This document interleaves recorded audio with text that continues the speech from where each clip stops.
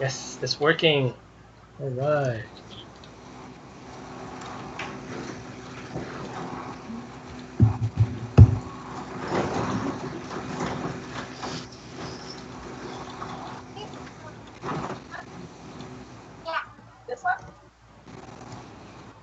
Okay, let's see. Okay, so the link is showing now.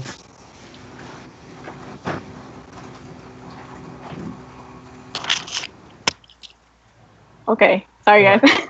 All right, so we are live. Looks like everything is good right now on my end. So let's hope that it's good for everyone too. Yeah. Okay, and if anybody else wants to jump on, then we can just add them. So Correct. Yeah. All right. All right. okay, So, well, good evening. How are you guys doing today? it's humid here. Like me and Melanie were saying. Oh yeah. Yeah, it's been pretty humid over here. So Wow, that's it's crazy. It's been very humid here too. yeah. So Wow. yeah. Okay. So I guess Melanie say we'll just introduce ourselves again. I'm pretty sure everyone knows who we all are, but we'll just go around and talk about ourselves a bit, and then just introduce, and then we'll get on to I have like a list of questions that maybe like we can go through and Yeah. talk about conventions and everything. So yeah. That's perfect. Yeah. Okay. So hi everybody, I'm Dua. That's all you guys need to know. Go ahead, ladies first. Okay. I'm Melanie. I go as show arts at conventions. It's spelled XIOARTS. And good evening, everyone. I am Victor, and I go by Mighty Pegasus Art on YouTube, Instagram, and Twitch. Okay. So I guess since this topic is about conventions, I guess like we can talk about like what are conventions and like why should artists attend first of all, because like nowadays you can just make an online store and everything, but first of all I guess what I want to ask you guys is like what are the benefits of attending conventions and whatnot, and why'd you guys decide to table and everything. So I guess whoever wants to go first can go first, and then we can just go down the list of questions and everything. So Yeah, well, go for it, Melanie. Okay. I just started doing conventions this year. My first one was in May, and then right after I had my second one, and then I just had my third one. I started doing conventions because it's something I had always wanted to try to do, but I never felt like I was good enough to do it. But then I saw Vic doing it. Hey, look at this guy go. Like, he's just going out there and doing it. I can do it too. I should just go out and do it. So I did. So I kind of just threw myself in there. I guess that's where I'll stop for now then. Okay, yeah. All right. Okay. Well, for me, so the question was why? What did we get from doing all this? Convention, right? Yeah. Okay. So from what I've you know experienced so far doing convention, I've done like eight nine show right now, and it gives you a lot of exposure. That's number one.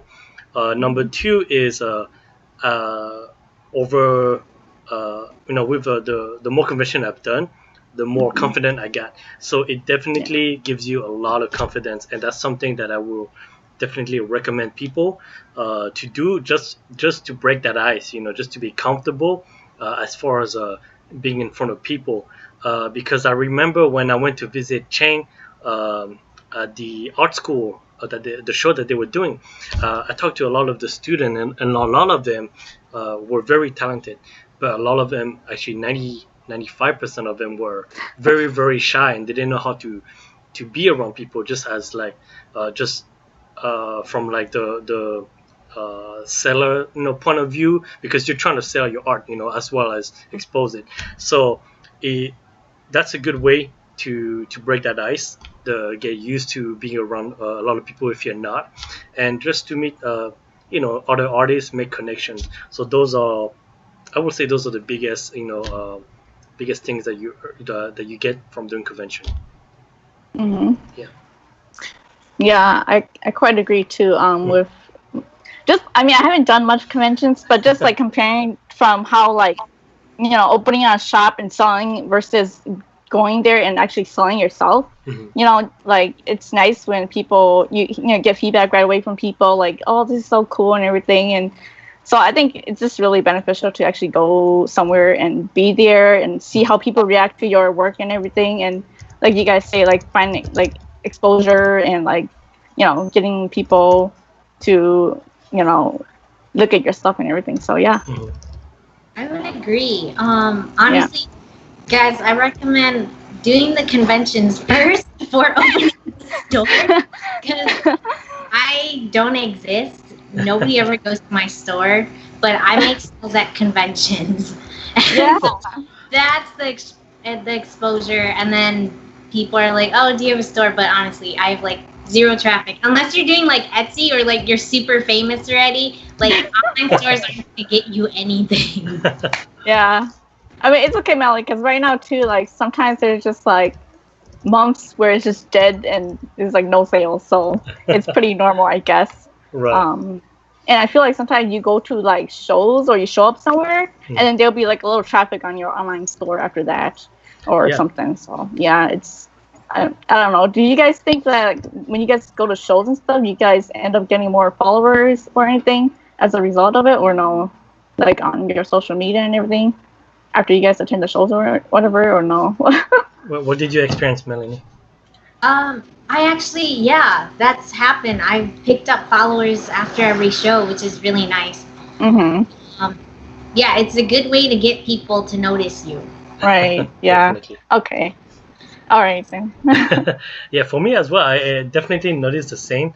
I started my social media at the same time as I went to my first convention, so I gradually went from all my friends on Facebook, which was maybe just like 25, and now I have Right. about like 400. On my YouTube, about like 100 plus right now. So it definitely Right. grew a lot. Mhm.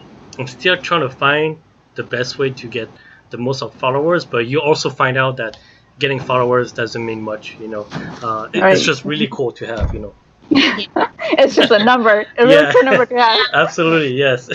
Yeah, but I guess what matters more is the people that actually buy your stuff and support you. So Correct. Yes. yeah.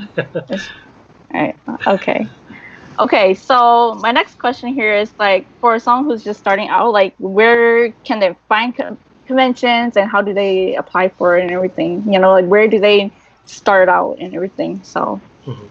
if you guys have anything to say about that. Yeah, actually, I do. Melanie, did you want to go first? No, you can go. Go ahead. So it's actually simpler than you think. I didn't realize it when I first started, but you just type in anime convention list and you see a whole list because they are all official. They're all announced, and whenever they get officially announced, like most of times, like 6 months to 12 months ahead. So it's Right. very easy to find them. Same thing for comic convention. Mhm. Now, as far as the local event, those are harder to find. A lot of time I found it like thanks to you, Dora, because you post a lot, you share a lot of link, and it's basically kind of that's how you find them. If you're on Facebook, I would just type in art craft event or just art event and just click on anything that's around, and it doesn't hurt to try them. A lot of time I found that those small local event are very cheap, very affordable, and it gets you a lot of exposure because the difference with comic convention and anime convention is that those convention are they are made for that crowd Right. as like art event in local like downtown or anything like that. It's you get a whole different like variety of people, so you can meet all kind of people. So Right. those are really good. It's good to try a little bit of everything. So yeah, so type in minicon, art craft shows, anything like that. I even found out that like mall, shopping center, they also some of them, not all of them, but some of them will do like a little table for rent, which is my next thing I'm trying to do. So I will give you guys a review on that when that happened. But yeah, they offer things like that, and it's really cool. I didn't know that the mall, certain mall will allow you to reserve a table and sell your art over there. So yeah, that's interesting. Yeah. yeah. Okay, Melanie, you have anything to add? Well, basically, do what Vic said. Just Yeah. look it up online. Just Google it. Well, It's pretty easy, right? GetCon.com is a good site for gathering all sorts of conventions. Mhm. So I would recommend that. That's how I found a lot of mine. And then there's also, I think it's like AnimeCons.com. That has a lot of them too. So that's where I look. I would say pick the conventions that you think you would do well at. I know Vic said to try everything, which is like great if you can afford it. But it's like my first convention was a comic convention, and I only had anime and video game stuff. And people didn't really want that. They wanted comic book stuff. But then once I went to the anime convention, where my anime stuff was, I sold better. Like, Right. make sure you know your audience, and also look at reviews of the conventions too, so you don't like go in blind. Correct. That's true. Yeah. All right, guys. I also want to let you guys know we got our first question here from La Petite Joie. Hopefully, it's the Joie that we know. Hopefully, but she asked, "Do you guys plan to go to convention outside of the Midwest area to do some traveling?" So, Well, Vic, I think you could talk a little bit about it because you went to St. Louis, right? So correct. Yeah. So you can kind of talk about out-of-state conventions or whatever if you want. Yeah. So far, I haven't really done a lot of very far. It's kind of been in the Midwest, still considered. So, but I am planning as far as maybe next year. I'm trying to go as far as California and Florida and Texas. But when you first start, I would recommend just do local. Anything like if you're on the California side, just do everything around there first. It'll be easier, just so that you get used to it. Then expand very far away on the other side of the coast if you're able to, because I do want to do it. The only thing is if I go as far as California or Florida, I'm really probably gonna try to just apply for the biggest convention, because it wouldn't be worth it, with all the travel expenses to travel this far and not make enough profit. So the answer is yeah. I will go outside of the state, other coast. Yes. Hey, can you guys still? Am I still connected? Yes, you are. Also, it is the Joe that we know, and Tu also just joined us. Sorry, I didn't mean to cut you. Hey, is she asking the questions on the Facebook? On YouTube? Or? No, she's there. Oh, okay. Yeah. Okay, I haven't opened that up. I was like, where are they asking all these questions? Yeah, so open the YouTube channel and just mute the video so we won't hear it. Okay. Yeah. Right. Okay. I know Gia lives in California, I believe. And so she does conventions too, and she's more experienced. Right. I'm like with us this time, but maybe she can answer afterwards when she's free. That's true. Yeah. Sadly, we're all in the Midwest, so you guys are stuck. Yeah.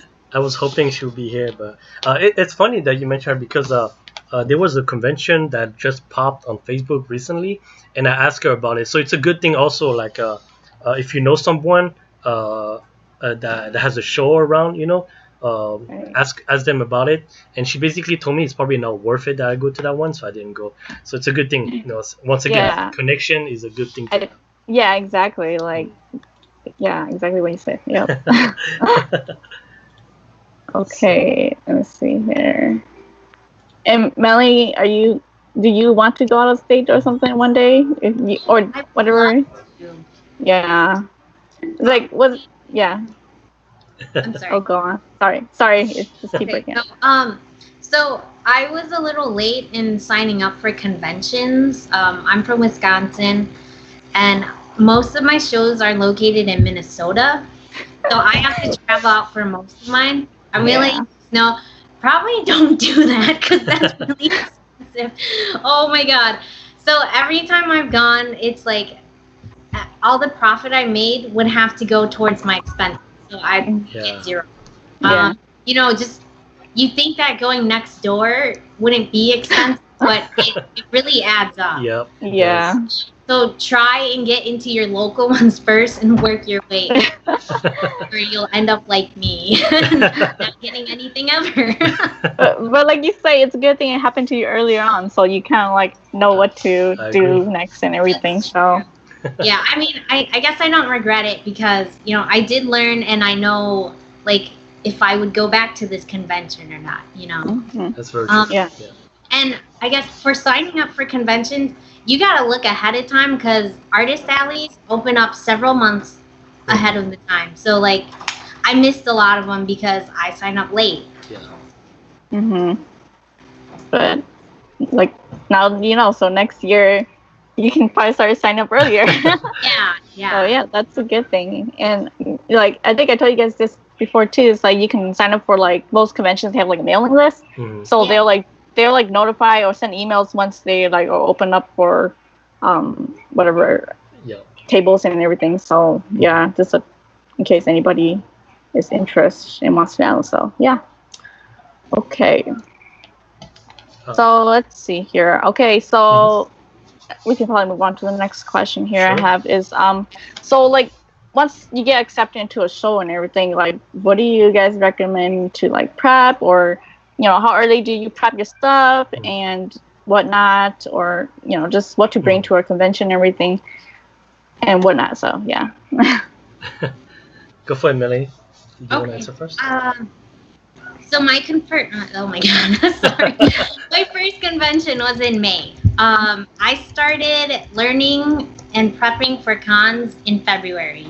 Mhm. And I did a lot of research. You got to do your research. I sell keychains and buttons and like small prints and a few large prints and like stickers and stuff. The keychains, that took me 4 months to get done. Yeah. So you like from you start to need- finish, right? Yeah, from start to finish, communicating, finding a manufacturer. You got to give yourself time. I say a few months. Yeah. Don't do it just like a month before the convention. That's not enough time. Right. You can do a lot of different things like that. Prints you could probably get away with just because that's more easily manufactured. But like if you're doing buttons and charms, give yourself so much time. Mhm. What about you, Dwight? Because you've done SpringCon before, right? Oh yeah. How did you prepare for it? I don't know. It's like I guess. Oh wait, I hear myself echo now. Oh, is somebody's YouTube on? Oh, okay. Wait, no, I think it's fine now. Okay. Okay, never mind. It went away. Okay. So I mean, I guess like I don't know, like to prep. Usually I would just like Melanie said, make sure your art gets printed like way ahead of time. And everything, sometimes there might be delays, with the manufacturer and everything. So, always prep your stuff ahead of time and everything. And in regards to like stuff to bring, I realized that in the past, like I didn't really do much for my booth. Like as Victor just posted a video about how to set up your booth and everything to make it look more attractive, so that people actually come to your table and everything. And I realized that with like my past booths and everything, like I didn't really have any like big banners or art prints or something to like display and everything. So it was, I guess, like I don't know. I feel like that could have affected how like if people came to my table or not and everything. So I think that's definitely something that I want to like improve upon, like getting banners, getting large displays of something, having so that people can just see from afar like what you do and everything. So yeah, but then prep banners, prep your business cards, like Vic was saying. Even if people can't buy things from your table, they can at least take away your business card and check you out online, or your online store later and everything. So yeah, and other things to prep, probably like a credit card reader. Yes. A lot of people, they don't carry around cash anymore, or That is if they true. do, Mhm. You know, some people, they be like, oh, I don't have any cash on me, but then you're like, ha, I got a credit card reader, so you can definitely pay Oh through yeah, credit card. You yeah, know, so yeah. yeah, that's something good to invest in, especially you're planning to like table for a while and everything. So Yeah. yeah, but basically just bring that, and of course bring some cash because people carry cash and you need to like Mhm. make exchanges and everything. So yeah, I think those are just the basic stuff that you Mhm. can prep for your convention or your table and everything. So Mhm. um, yeah, so I totally agree with what you said. As far as for me, the amount of time that I would recommend to get ready is a few months as mhm, well, because when I look back at when I started, I literally gave myself a whole year, a whole year mhm, of just creating. I told myself I want to do at least 10 pieces of work, 10 good mhm, pieces of art that I want to showcase. That's it, no more. And I want to do it well. So in order for me to start, I had to buy my tools at first. So I spent money on my display tablet, which was about $800. Then after that, I spent money on trying out the type of paper that I want to use to sell, right? mhm, So I went through Office Max, and what I did is I went through the whole list of paper stock that they had, and I mhm, ordered one print of each kind of paper that they had, so I can mhm, have a good idea of how thick, how glossy, how shiny each paper was, and which one I was yeah, gonna go for. So mhm, it took me a long process because it costs money. You try and fail on the papers, and mhm, same thing for because I also did postcards, so I did try a couple of different places. So it took me a mhm, while. So you're gonna be in the hole before you even start on your first con, and that's part of getting ready. Just like Melanie said, she was prepping to find what is the best charm that she has to use and all that. So it was the same thing for me. Whether you just do print charms, buttons, or anything, or stickers, it's gonna take you a while. And then when you do that, also like Melanie said, you have to be ahead of the game when you apply for a convention. A lot of them take application 6 months to 12 months ahead of time, and then they just stop. So if you mhm, miss it, which is what happened to me, I only got lucky with one of the biggest one, and then after that it was just small shows, which was fine. Um, mhm, which is what I recommend anyway. Start small, mhm, and so you spend less money and you can try to make that money back faster. So yeah, I right, will give myself at least 6 months to 12 months. That's what I would give. I would advise people to take.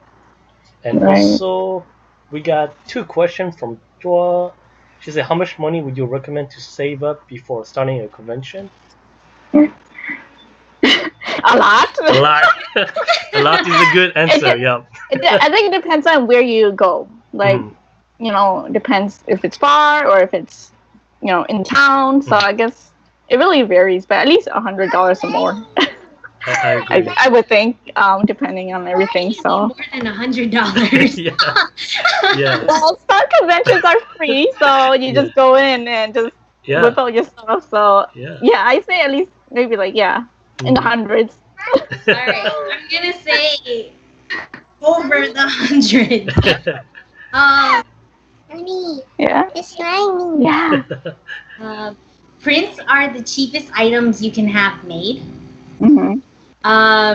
Let's see, that's maybe around like $20-ish for maybe like 15-ish prints or whatever. Hmm. Um, so I guess it depends on what items you want to get too. Mhm. Okay, Right. Yeah. I do a whole bunch of different items, so it costs a lot of money for me to do what I want to do. Hmm. Um, I've spent a lot of money. I didn't even realize how much money I had spent. Mhm. I'm gonna let you guys know I've spent over 1 grand Yeah. Okay. Yep. expensive stuff. It sounds about And, right. Yeah. so have a lot of money saved up. Mhm. I'm lucky I work a full-time job. Yeah. Exactly. Have a full-time job too. That's another thing. Yeah. Yeah. Yeah. You need a lot of money. Sorry. Yeah. To start off. And yeah. Yeah. And I guess I want to question Vic because Vic's the one who's been going to all these shows. So Yeah. Vic, how much So money you? it's really crazy, guys. So this whole year up until now, Let me look at my list. I'll tell you exactly the whole price of each convention. So it's a lot of money, that's for sure. Uh, Mm-hmm. so like I said, I was already in the hole for $800 for my display tablet. I would say about $300 for my trying fair and getting my supply ready. When I talk about my supply, I'm talking about my art case. I bought an art case so I can bring all my stuff. I brought myself a pushing cart so I can make my life easy when I go to the convention. I bought Right. myself a backdrop display. I also bought myself things like because I wanted to do vlog, right? So I bought myself Mm-hmm. a tripod, uh, like an extra charger, a battery to charge my stuff and all that kind of stuff, right? And on top of that, I bought myself, papers so I can draw live for people who do commissions.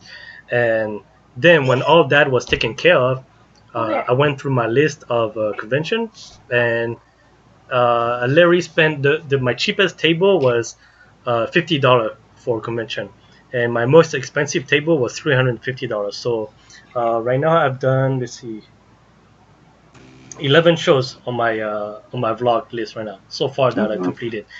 350 was for my first one. 125 was my next one. $50, and then $200 for the next one after that. $50 again. MCBS program was free. Any Minneapolis was 125.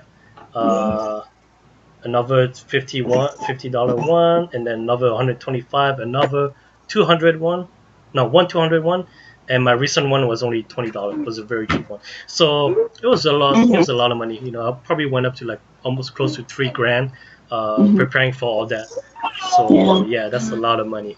You want to I guess make like an estimate. Say, give yourself up to $300 for the cost of a table. Give Mhm, yourself about $200 for travel expenses, mhm, $50 for food, um, and then depending on what you want to make, right. you'll have to estimate how much money you want to save for that. Mhm, And like I said, Mhm. prints are the cheapest things you'll get. mhm, Stickers are pretty cheap too. Mhm. yeah. If you want to do something like charms, that'll cost you a couple hundred. Mhm, So you just have to, just Plan kind of ahead. in your Right. budget. Lots of people recommend doing prints. mhm, And prints are relatively cheap to make. So I would say those are like the good go. oh no, they're Oh. not happy. Hey. I also wanted to bring up items you should bring: push pins, safety tape, scissors. Yeah. Because my first convention, I asked Vic where Oh my god. things up. Let me mute myself here. Okay, Sorry. no problem, no problem. And, You guys keep talking though. Okay. and then also, I guess for startup, lots of artists use grid cubes. Get yourself those. You can find them on Amazon. Some people sell them. That's a really good starter thing to hang things up. That's Yeah. all I have to say. No, that's a great great tip as well. I agree. Also, to add on that, as one thing when you get prepared, I remember something funny that Melanie did when she came to a SpringCon is she forgot to put in her price. Gee, so get be ready for that.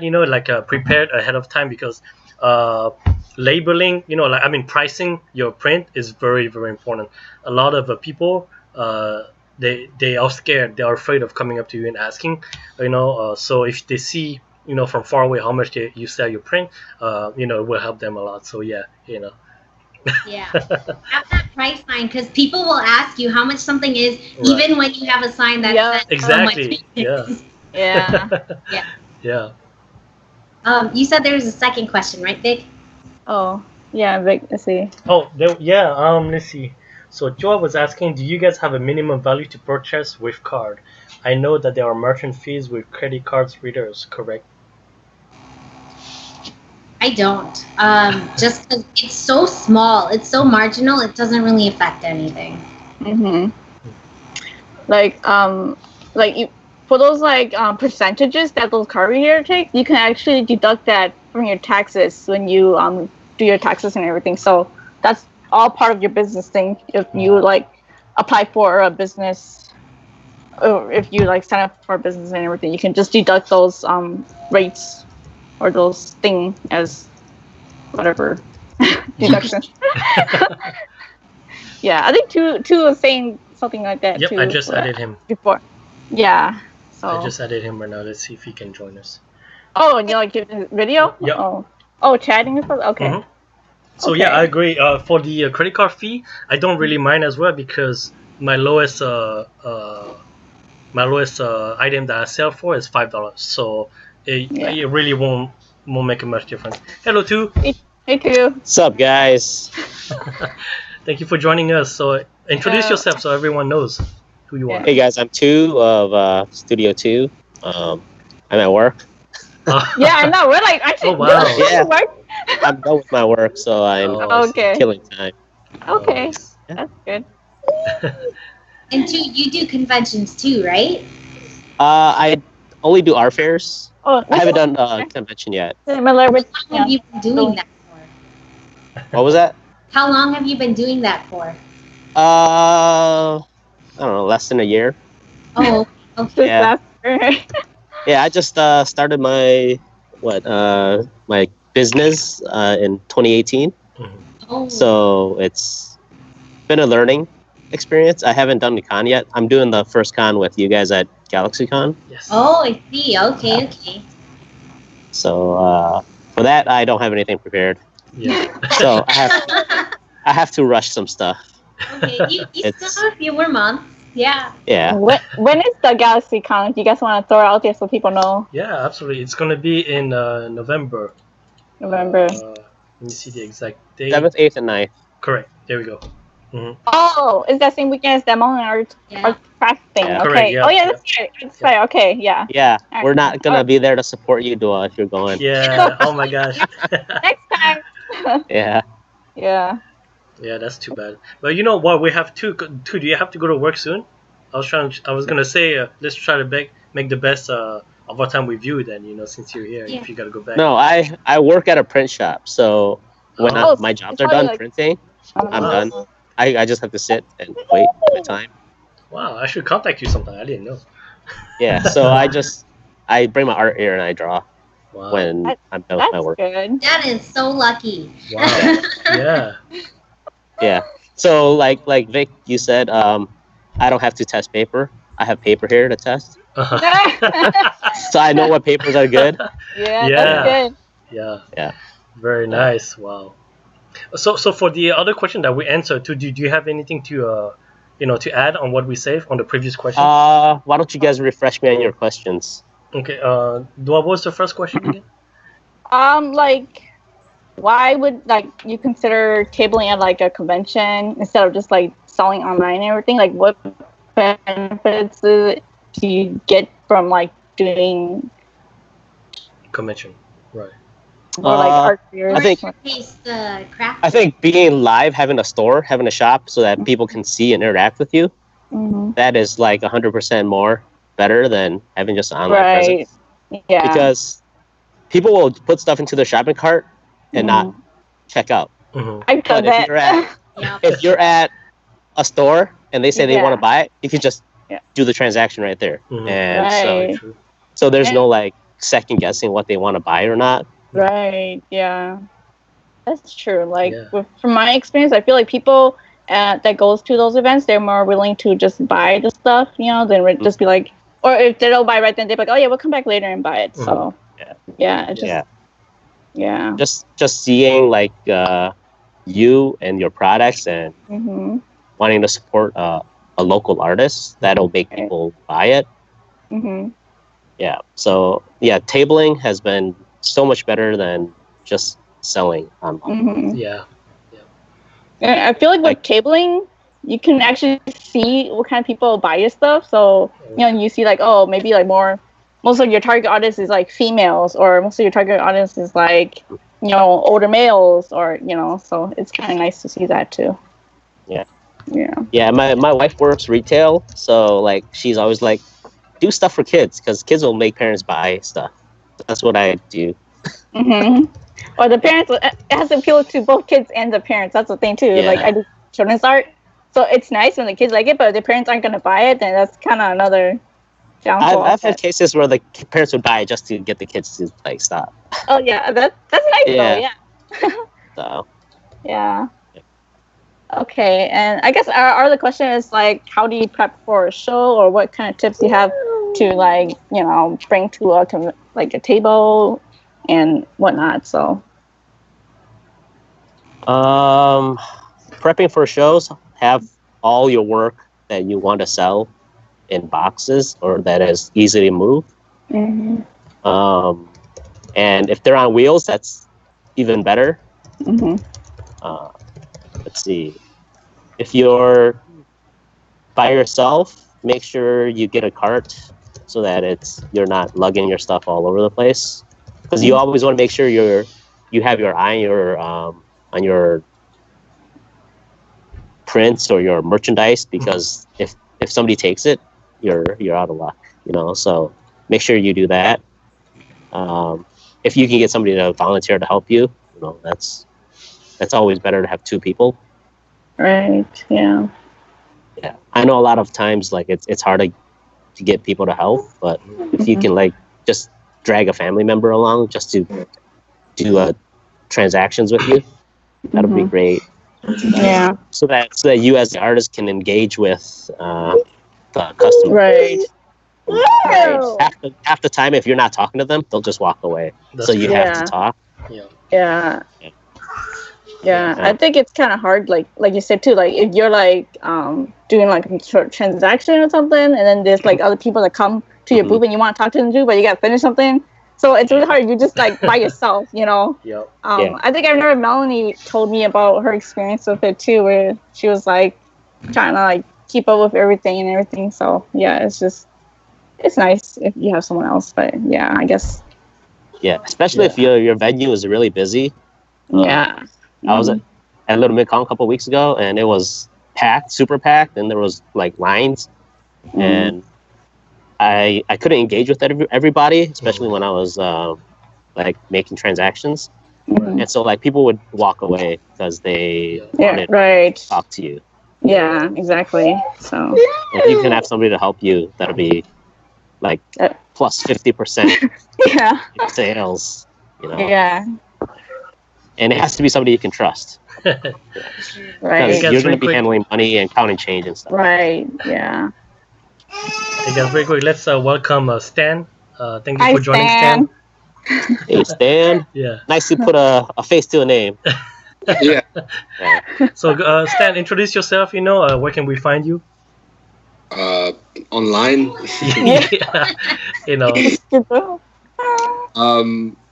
Hi, I'm Stan. What do you want to know? Oh, yeah. I mean, your artist name, where people can find you. Oh, my stage name. Yeah, your fake name. Yeah. I go by two different ones. It's Stan is awesome. That was my old PlayStation username that I still use today. And I'm trying to go professional, so I use Digital Stan or Digital Art. Use. Yeah, you got to remember your handle is how people know you. Yeah. If you go out and people will not even call you by your name. They'll call you by whatever your handle is. Yeah, exactly. Like Stanley Law. His name is like Art Germ. Yeah. Art Germ. Yeah. Yeah. Amazing guy. Okay. So, yeah.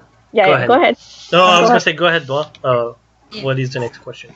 No, I was like, did you guys want to ask Stan anything since he just jumped in, or no? Just Stan, did you have anything you wanted to add? Did you hear the question? What? Are you guys asking me a question? Yes. Yeah. Oh, like, do you have any experience tabling, and if you have any tips for people who just wants to start doing it? What I learned about my first con is that it's a popularity game. Mm-hmm. Yeah.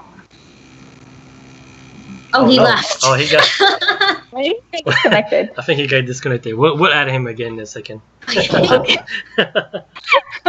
Hopefully he can come back to finish it because he's very right. I did want to touch up on that too. Popularity. I guess we could kind of talk about it right now if he had while he's gone. Yeah. Well, that's not very nice. Well, yeah. Go ahead. What can you guys say about the popularity game? From what I've learned, you gotta keep up with trends. Unfortunately, I learned the hard way. I made stuff that I liked that wasn't popular. Oh, he's in. And those didn't sell. But then the things that were popular did sell.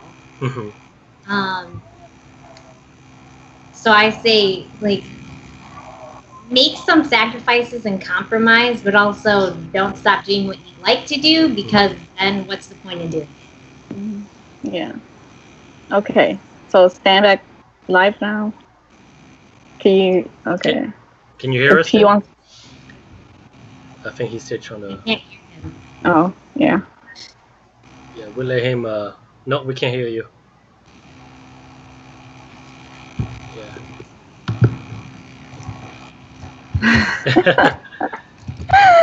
I think if you're not a trendsetter, then you're not going to be able to do your own stuff. Because your stuff is just like important to you. Right. So if you're not doing the popular what's in the media, you're really not going to sell. Yeah, and it's kind of what you were saying earlier too, right? Because you mentioned about GalaxyCon and that you may have to rush some last minute things. So it kind of has to do with that, right?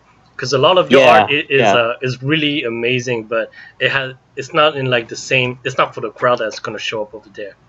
Yeah, it's not. It's totally not. Yeah. And so I will have to. Since I don't even have my own like comic books or fan stuff, I would have to do like fan art, and it's just finding something that will interest the clients and will interest me in doing it, so that I can push my boundaries as an artist and not just do stuff to make money. So you always want to like find a way to challenge yourself to be better. Yeah, that's really good. Yeah, I like that. Yeah. Like I've tabled at places before, like anime convention, and I feel like if you don't have anything that people can relate to, or like a fan piece that people will like notice, it's really hard to stand out with your original works and everything. And I guess it can go both ways. Like you can definitely do fan art and sell and stuff, but if you really feel that you want to do art that's just for you, chances are there'll be like maybe like a few people who will take notice of it. So yeah, it's just really hard, I guess, for artists to kind of find their niche and find the right audience to support their work and everything. So yeah. Can you guys hear me? Yeah, there we go. All right, welcome back. I had to change my mic to the other. Oh. Can you guys see my kids? Yeah. Yeah. I have my kid here too, so. They all came. Yeah.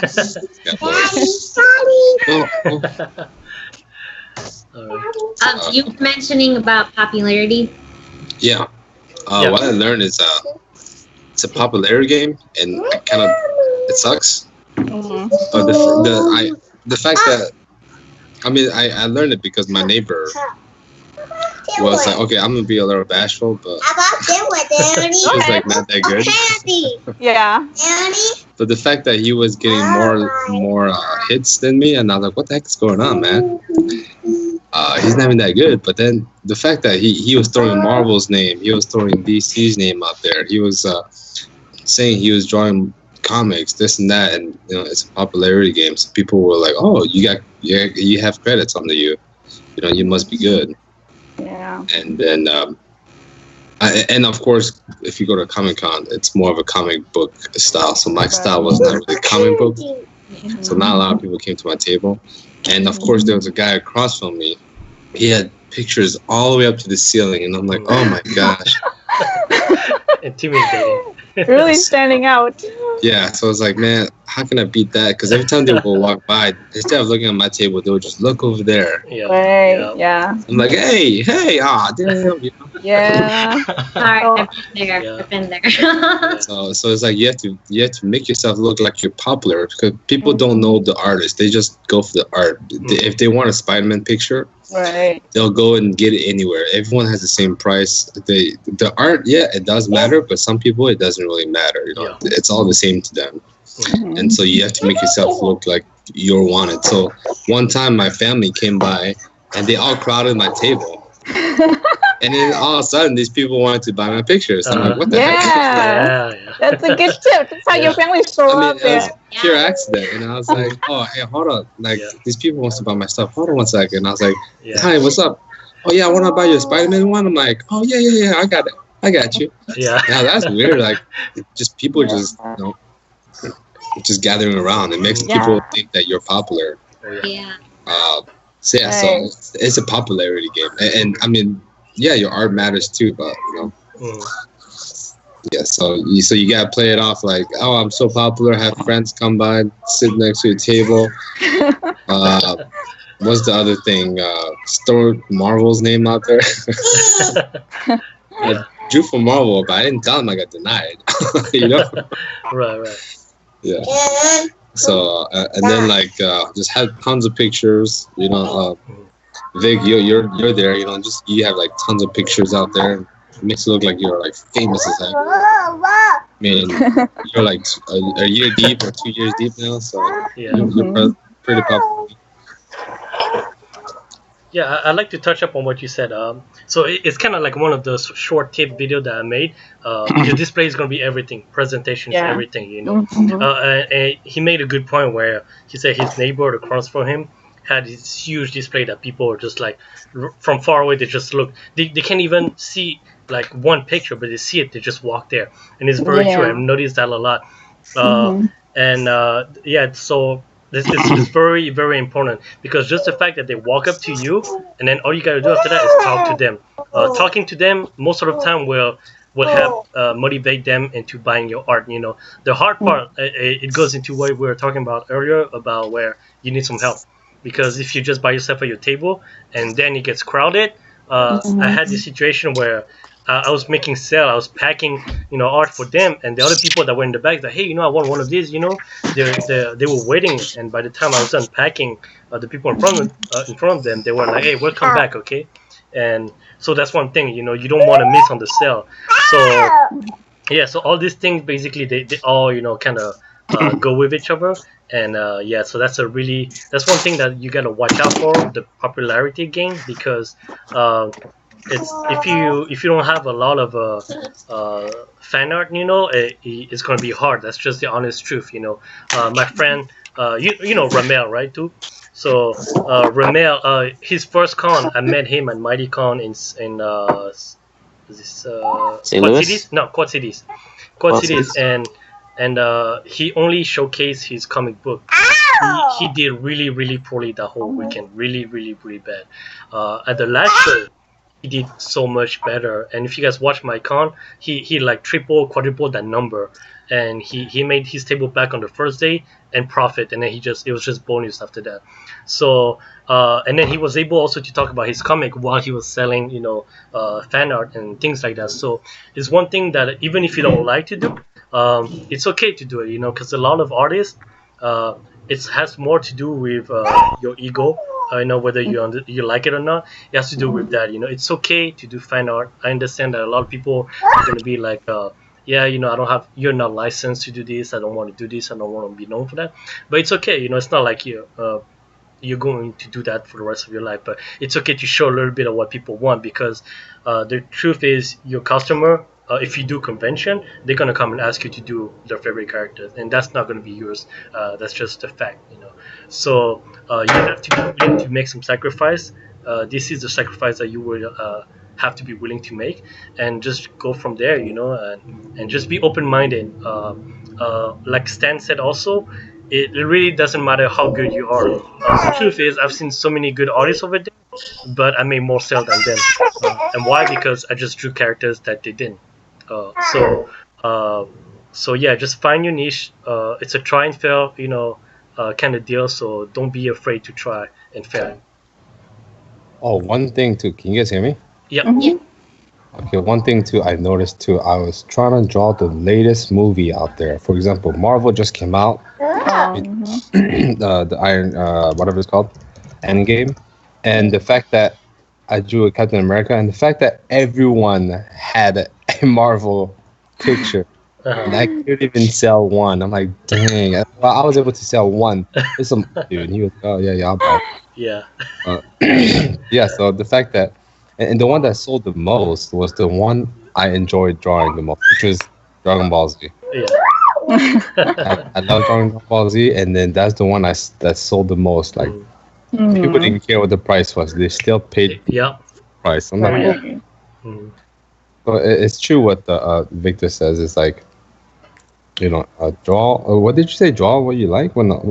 No, I was Oh, saying, no. it doesn't matter, how good an artist is. You just draw. If you draw a character that someone like, they will come and buy from you no matter what. It doesn't Exactly. matter your price. So yes, it's basically the character. Because I heard some people was like, oh, I was looking for what's that lady's girl? That girl's name. There's He-Man and She-Woman or something like that. Shira. Oh, Shara. Shira, yeah, exactly. Oh. Like, oh man, I can't find a Shira image.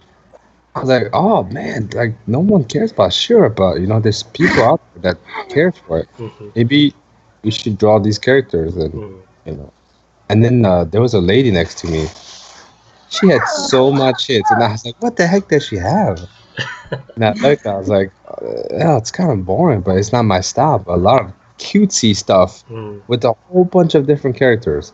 Yeah. And apparently I attracted a whole bunch of girls. The guys, like, oh my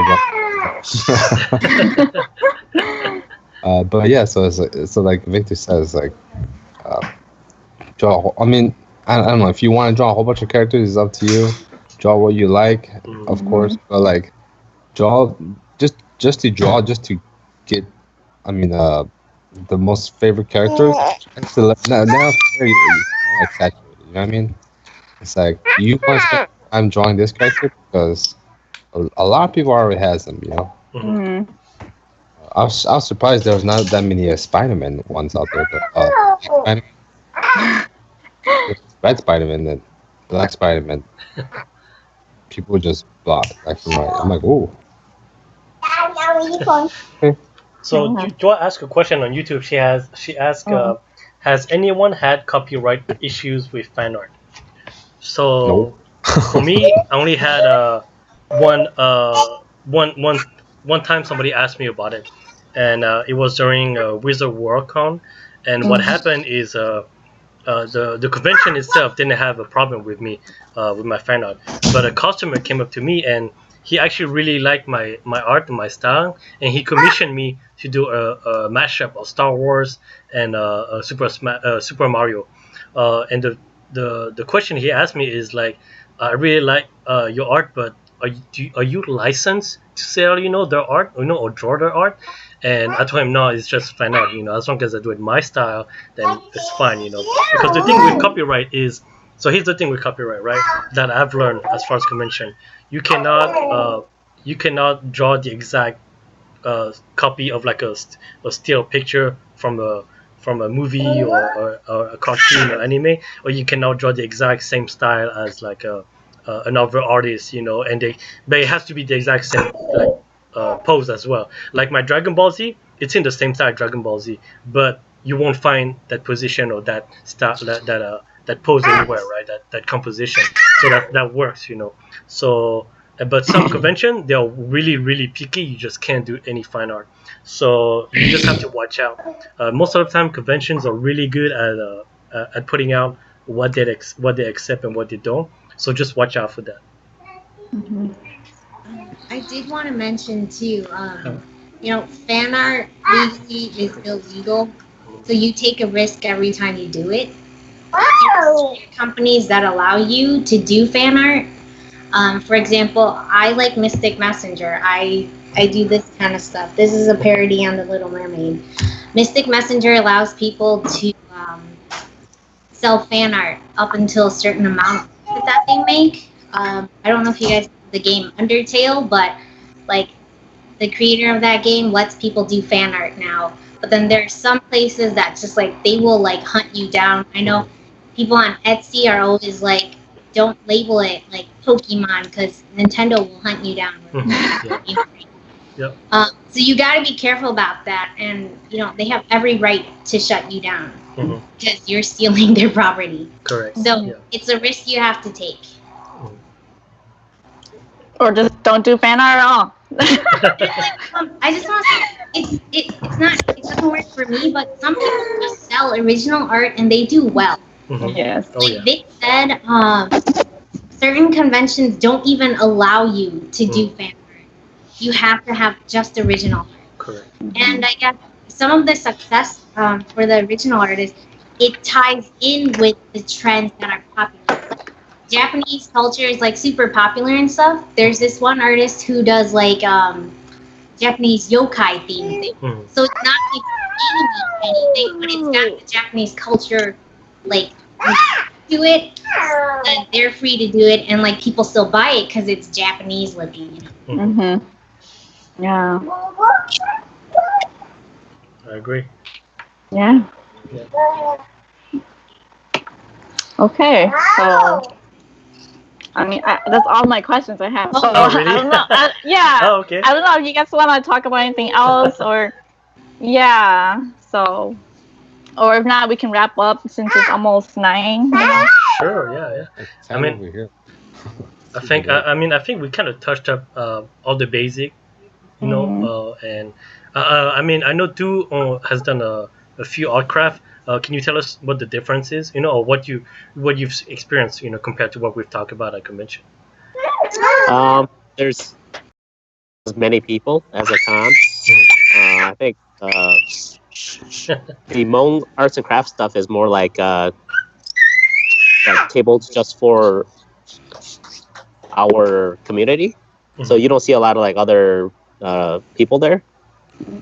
And it's not as diverse, but it's what the craft show is. But I guess with the bigger cons, you know, it's targeting more towards fans of the whatever genre it is.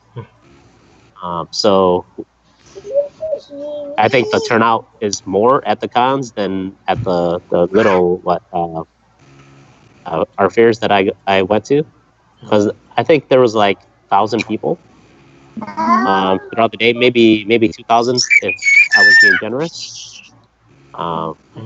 So what your cons that you guys table at are like what 10,000, maybe more? No. Really? Yeah.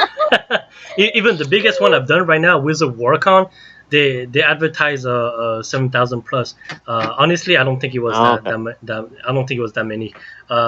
I think they reach about like maybe 3,000, 4,000, you know, and that was just when you think about the number of attendees with the size of the show for the convention, it barely made enough for every vendors and artists, you know, because the way the spread is so thin, and everybody's got their own price and stuff. So like you come close to just barely even sometime, you know. So it's not that great, you know.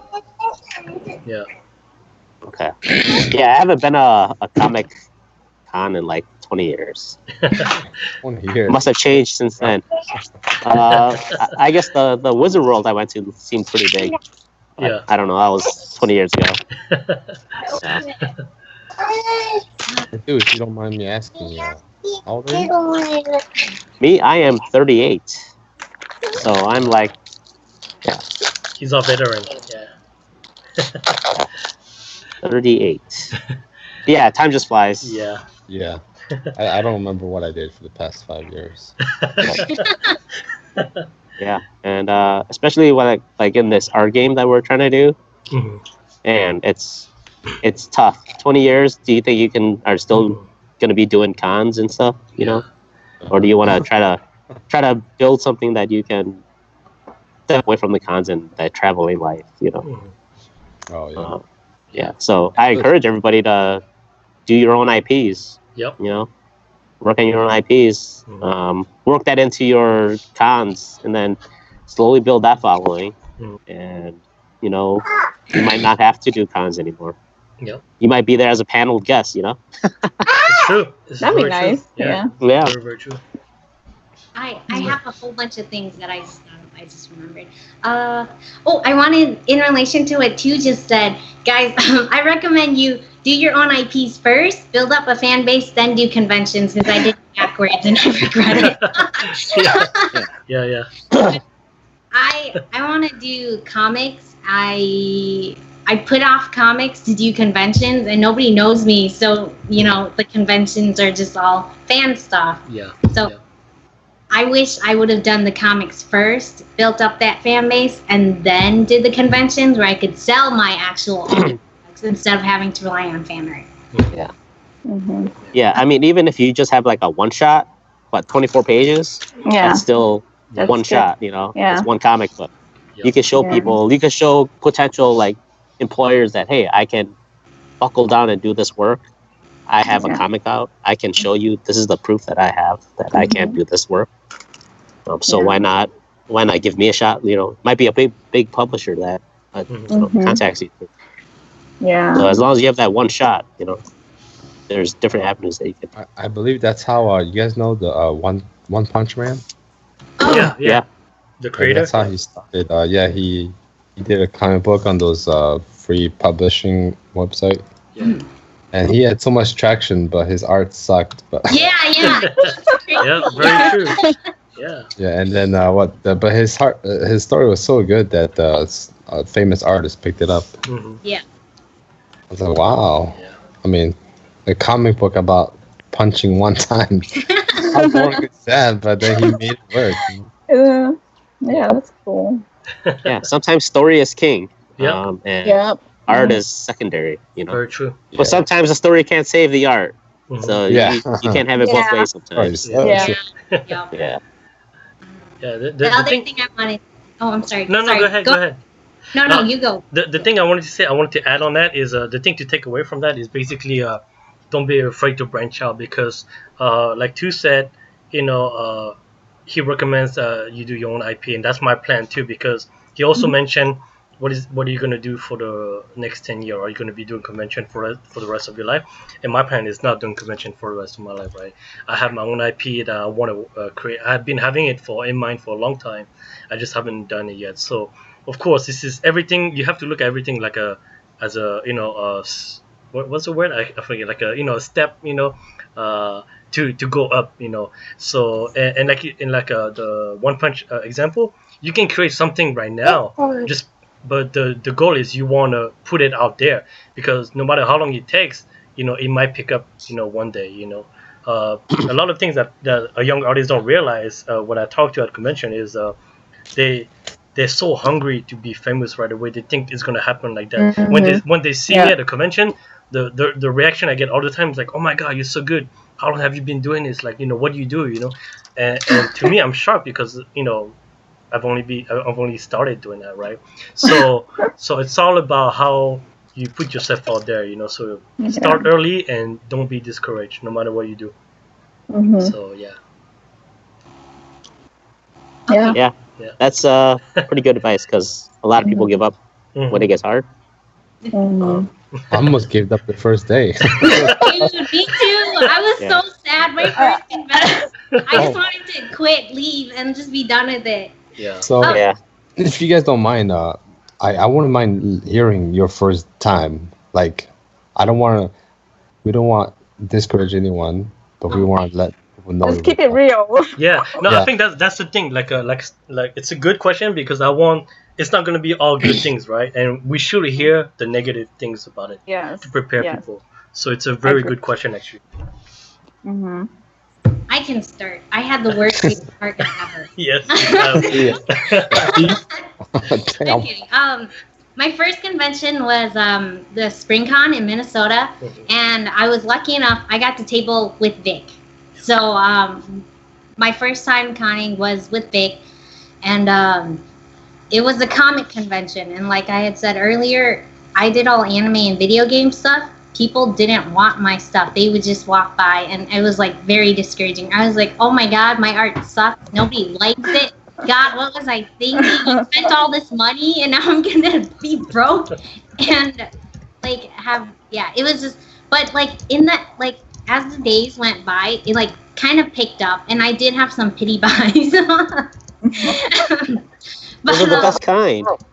no, hurts your pride, but it fills your wallet. That's right. That's a good quote, Melanie.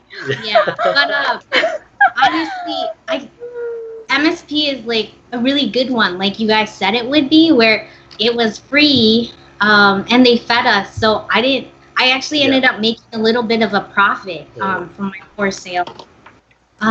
And it's gotten better with everyone. I've only done 3, but the second one was much better because it was an anime convention. The third one was a really big one, and I did much better too. But like I said, my expenses are so high, I'm not getting anything out of it. Mm-hmm. But it did get better, Stan. I promise. Yes. Oh, I mean, at least you didn't go to the outdoors yet and buy a tent and stuff to travel. That's crazy, man. I'd be afraid of my That art would be getting. sad. I don't know. Yeah. Yeah, I was at Motown, and I bought a tent, and I had to lug up my own tables, all that stuff. And then it was raining, and it was super windy. Like people lost their tents. Oh wow! Oh my God! That was how bad it was. Mm-hmm. And like I was like, man, I don't think I can do this for like years upon years. You know, just testing the water to see if I would really have a market doing outdoor fairs. And that's just at the Hmong stuff. You know, the Mika stuff, they're like even more different. Yeah. And you know, like they're even more restrictive. Like you can't do like too many prints. You can't. You can only do like originals. Yep. Some of them are like that. So it's tough. Oh wow. Yeah. So you just got to read all the rules. Sorry, man, I cut you off. Yeah. I see that word a lot. Do originals.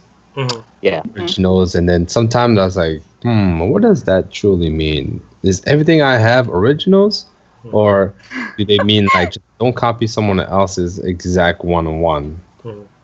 When they say do originals, it's more like use real like paint, paper.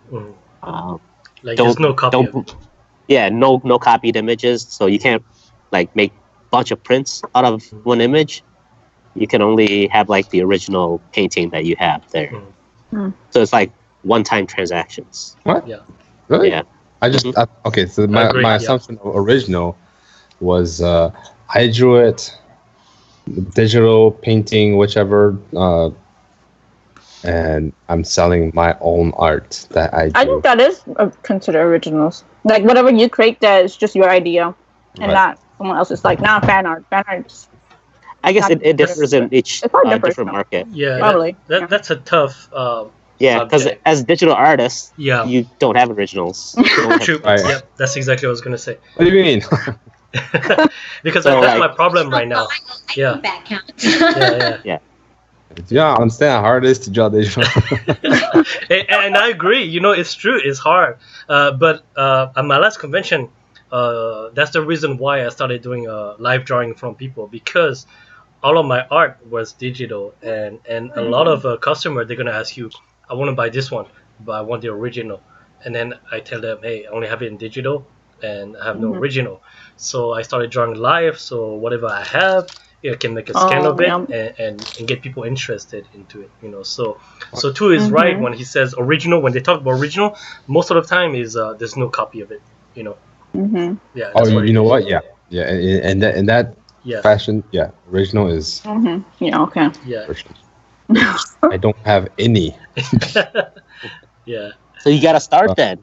You know, I'll give them my hard. You can draw it out by hand, ink it, and then scan it in. And then whoever wants to buy the original, just get the inked version. Yeah. That's what I do. Well, the thing is about me is I tend to like go through different designs, like multiple sketches. I'm like, I'd rather just do it digitally. Sketch. Like I'll go through like 10 different sketch, and I'm like, okay, this one's the one. Like I'm not gonna go through 10 different papers. Yeah. It's a process, man. It's a process. I don't want to go backwards. Well, just don't go to the conventions that don't require it then. No, I Yeah. and Yeah. but you know what though, I see that a lot. Back at the convention I went to, is a lot of people wanted to buy the like Victor said, the original. I'm like, whoa, that's a big thing over here. I mean, so I started drawing on paper too, and like the stupid thing was like, crap, I was sitting down very low to my table, and I got up and my paper was distorted. I'm like, oh crap. And then my anatomy was incorrect. I'm like, damn it, this is It's what hard. It's hard. Like, Yeah. drawing a crowd is hard. Mm-hmm. Yeah, No. dude. So, Too much pressure. a lot of pressure. You don't want to mess up. Like crap, I'm already messed up. I'm already way too deep to get it. Mm-hmm.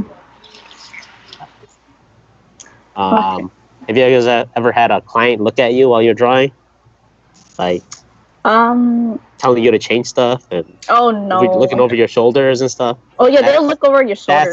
That's nerve wracking. It is, but Is that I guess talking about like a customer, like a Yeah, client? yeah, Or you like they're talking- paying you. Yeah. Oh, So, okay. Yeah. Yeah. I have it where I did caricatures before. So they were sitting there, and then I had to draw Oh. them, and they had to sit there for like 5 minutes, and it's kind of awkward. But it's just like, I think it's more awkward for them, because for me it's fine. But yeah, How long were you having them sit? for like 5 minutes and stuff. Wow, So it's Okay. that's fast. or yeah. When I Yeah, first you must started, be- it was you must be like fast. 10 minutes, but then, Wow.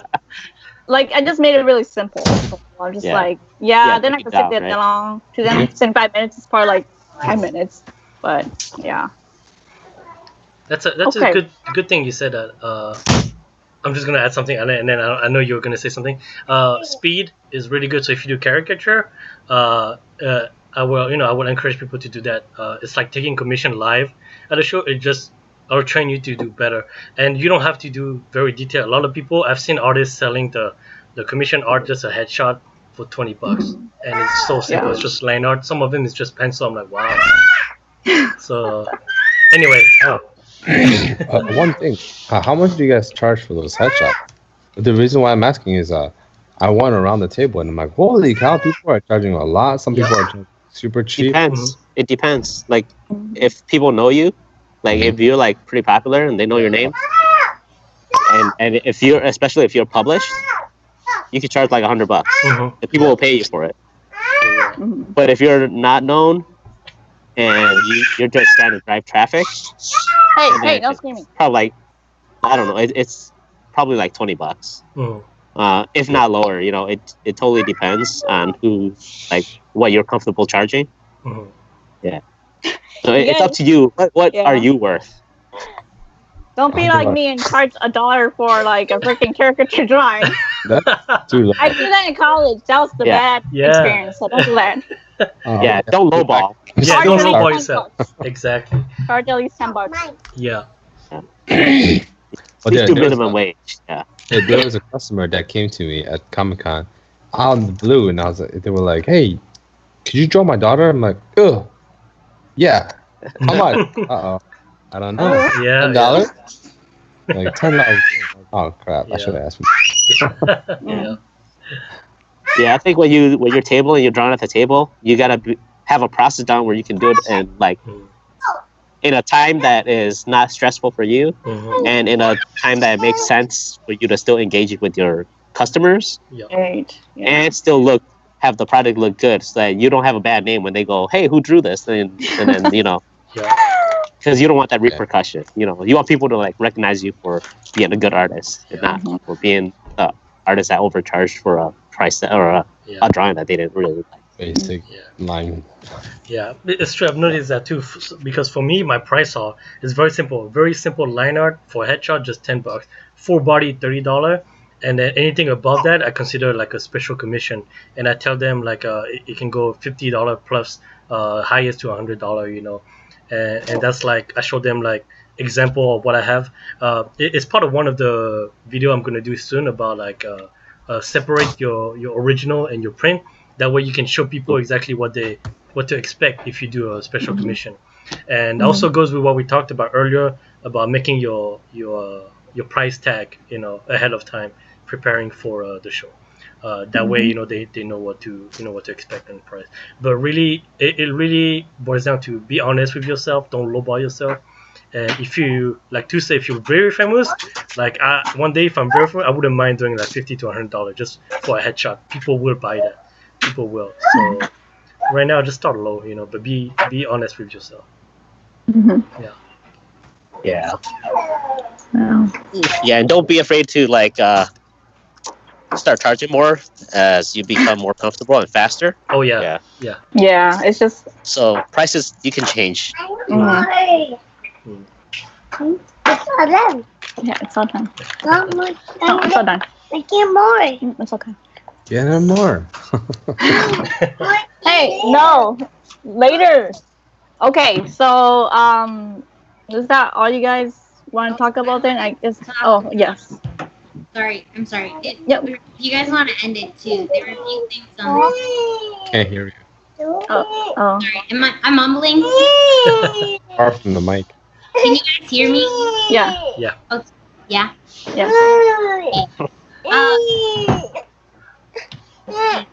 I wanted to talk about business cards and then also like general prices, since we were general prices.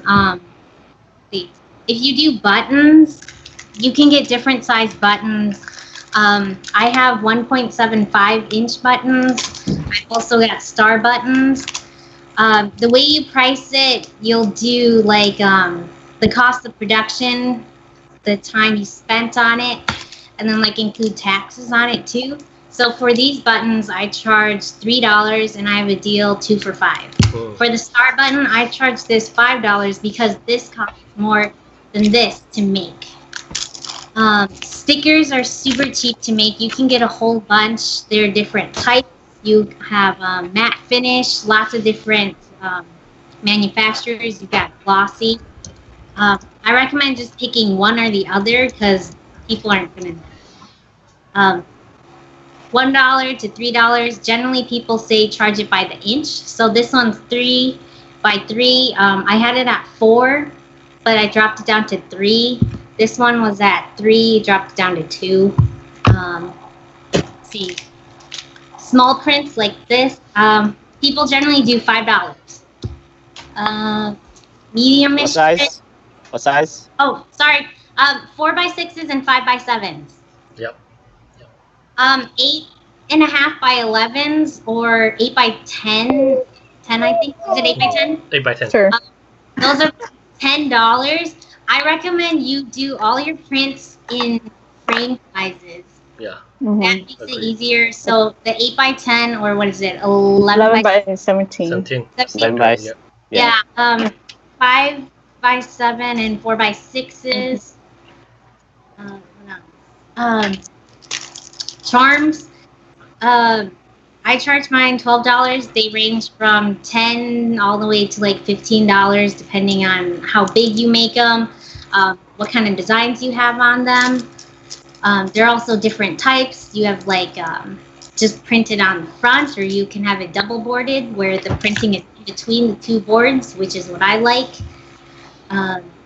Enamel pins are also popular. Those are around like $12 up to like $20 too, depending on like how you want to price it, how detailed it is.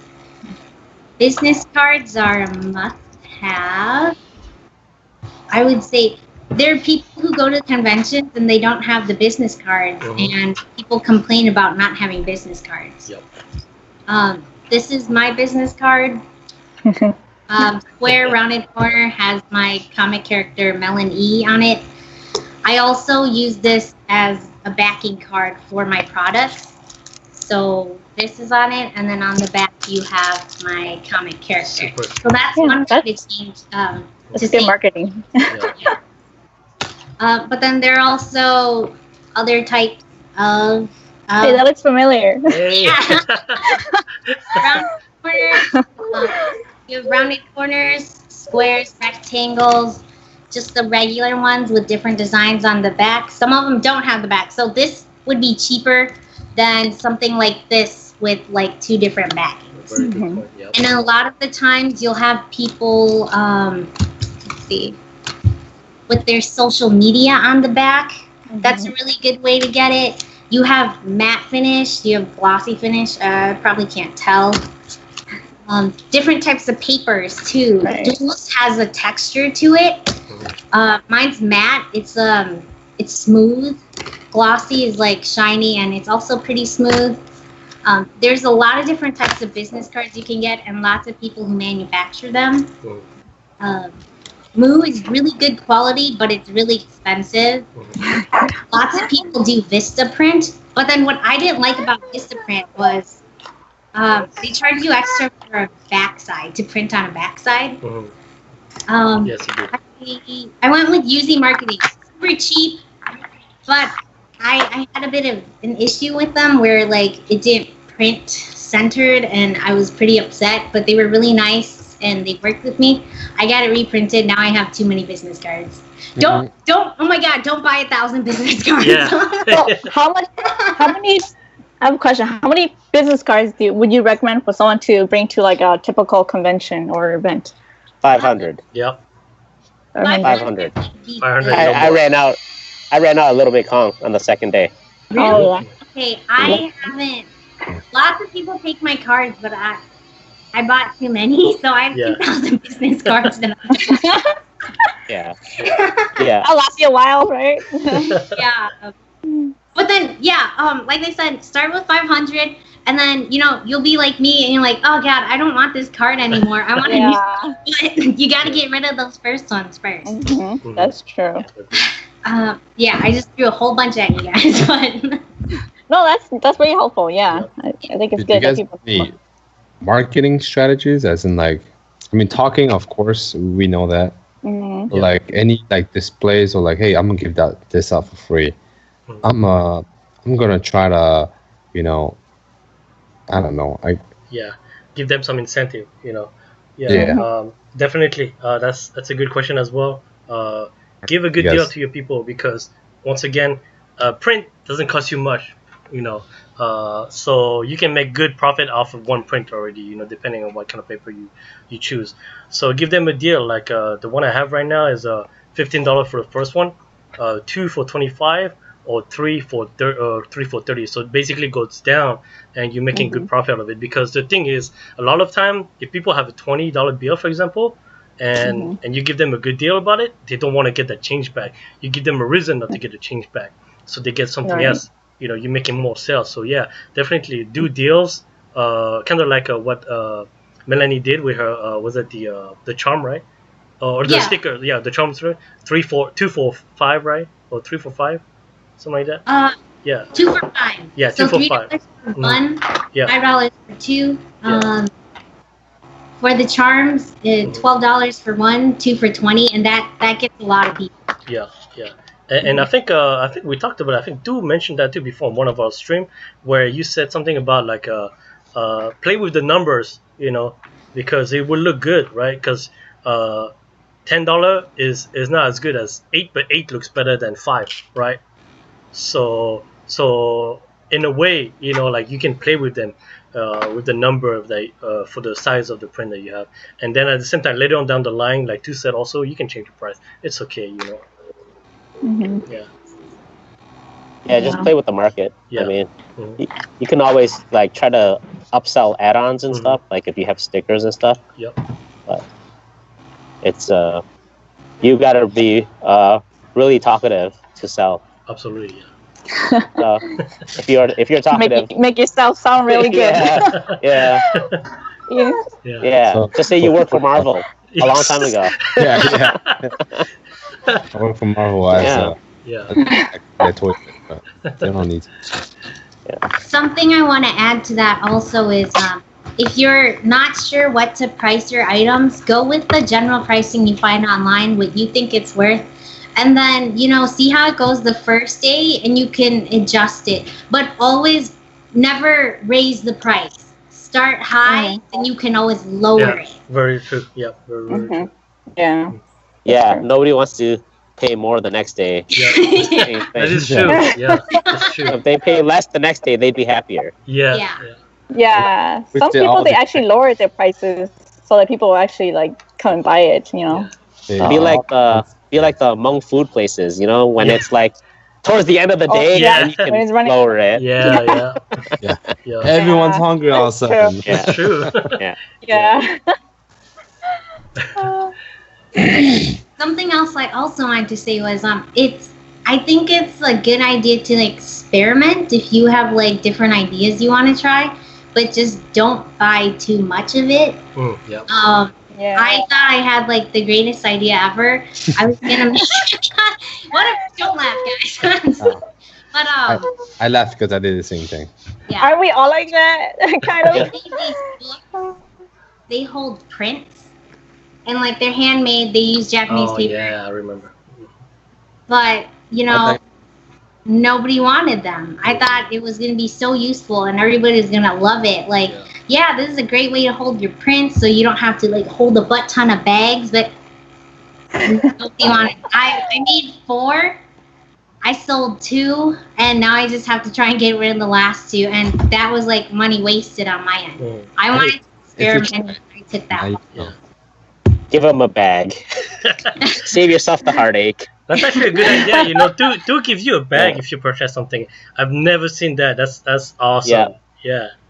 So Yeah, I'm like gonna people start would doing like that. just take my bags. Yeah. Like they'd buy one sticker and say, "Hey, I want a bag." I'd be like, oh, "You want a bag? Like my huge bags? I'm gonna give you." Oh my god! But you have to give it to them anyway. Yeah. Yeah. Yeah. yeah. That's a One- good one idea. thing- Well, one thing I did try, I thought it was the best idea ever too, and I was like, "Wow, watch me, man! This is gonna be the best thing ever." I sold stickers, name tag. They Oh had yeah. my art, Oh my gosh. it had my art on it. Yeah. It had my what's it called? My Stan is awesome or Mhm. digital start on it. Mhm. I was like, people would just buy it, just write their name. People love these Yeah. Name tag. things, and oh my gosh, I could not even sell one. Yeah. So how many do you made then? Yeah. Like 500? I made like not that many, but Okay. the fact I couldn't make it. But then the fact that I couldn't sell any, so I started giving out for free on Yeah. Saturday because I felt so dumb. I'm like, this is a dumb idea. So I'm like, let's just give it out for free. Yeah. Each dumb idea started out great in your head. Yeah. I have- Exactly. Join I in have the a few of those Comic-Con. too. Yeah. I think we all relate. Yeah. Yeah. Already. Everybody's gone through it. Yeah. Yeah, but so I gave it out for free, and then attracted a lot of little kids, and Yep. the little kids. Then I mean, the mom and dad was like, "Just take one, let's go, hurry Yeah. up." I'm like, man, Yeah. I'm worth nothing. Yeah. Yeah. Take Oh, me. man. But I think It's that's experiences like that helps you grow. Yeah. Now I know. Yeah, now you know. Just sell posters, man. That's it. Well, I know some artists where they have little freebies where people can take to, Yeah. which I think is kind of nice. And it's a nice way to market yourself, even though you're like losing a little profit, you know. But I think like doing little stickers or something that people can just easily take, or bookmarks that they can take with them. At least that's another nice way to market yourself. So Yeah. I had these postcards. Like I don't know how big they are. They're bigger than, of course, bigger than business card. They were postcards of my art, and I was selling for like $4. And I left the table, and my buddy was there. Came back, and then I was like, "Hey, did someone buy my postcards or steal them?" No, why? Aren't they free? I was like, "No, man. Oh man. Oh no. Like, aren't they that's free?" funny. Oh, Yeah, man. your helpers should need to know your prices. Yeah. Yeah. Yeah. Or have Yeah, labels. It's what you're Labels. selling. Yeah. Oh my god. It's okay because it didn't sell, so I was like, well, Yeah, at least my- my product is out there. Yeah, that's true. Very true. I mean, it was $7 for a stack of like a lot. I forgot how much, but Okay. Yeah. All right. So not a huge loss, but Yeah. still. Yeah. I still have a lot left. Send me some Look. freebie. Yeah. Send yourself something. Send it back to me. Yeah. Also, I wanted to add, like, if you have social media presence and you're doing cons, always like post on there and Yeah. announce it, and you can even like give discounts if like they have a code that you give them on the site for them to Oh, that's a good- Yeah. come by and you know. I mean that's one way to engage with your social media followers. Absolutely. Yeah. Yeah, that's true. Yeah, then you find out like your mom comes with the code. Mom, I guess. Yeah. Okay. You guys have anything else you guys want to add, or if you guys want to wrap it up for the night? I think we can wrap it up. It's kind of getting late. I know I I gotta. think we're good. Yeah. I was gonna say something, but I forgot. Oh yeah, we cut you off like 4 times. Oh. No, it's okay. I probably cut you guys off. You know, if I think of it, I'll post it on like tips. Right. We were talking about stickers. We're talking about freebies. Mhm. Is it clicking in your mind? Like Something about promoting stickers. It's okay. It's fine. Okay. It's late at night. Let's all go to bed. No And worries, then no once worries. we end this, Melanie will remember it right away. Yeah, she's trying to call us. Like, no.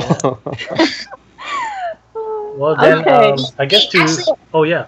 Good. You got it. Just quick before we leave, where can we find you guys next? What conventions, what craft fairs are you Yeah. That's exactly what I was Yeah. gonna say. Go ahead, guys. Okay. Okay. Okay. Well, then- I'll go first. Okay. I will be GalaxyCon would be my next I guess con that I'm showing at. Mm-hmm. But then I'll also be attending several events.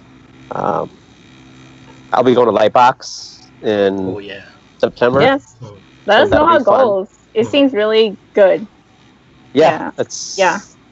Yeah, I booked 5 days, so I'm gonna be there and just trying to interact and network Nice. with other artists. And Yeah.